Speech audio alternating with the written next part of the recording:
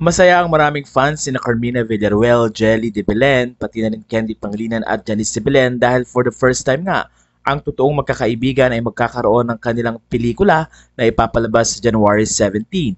Ang nasabing pelikula ay may kinalaman sa pagkakaibigan at pinamagatan nga itong road trip.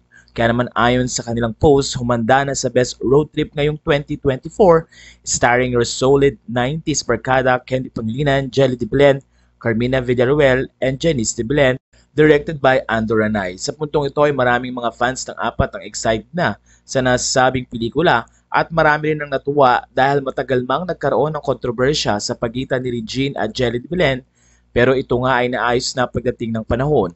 Matatanda ang isa si Jelly sa dumalo sa anniversary ng wedding ni Regine at Ogie Alcacid at sa puntong ito ay tila ibinalik naman ni Regine ang pleasantry kay Jelly de Belen. Kaya naman ni-repost ni Regine ang nasabing trailer ng pelikula at dahil dito, nagpasalamat si Jelly de Belen sa suporta na ibinigay ni Regine Velasquez. Ayon kay Jelly at Regine V. Alcacid, thank you. Sa puntong ito ay mukhang talagang totally ay magkaibigan na ang dalawa.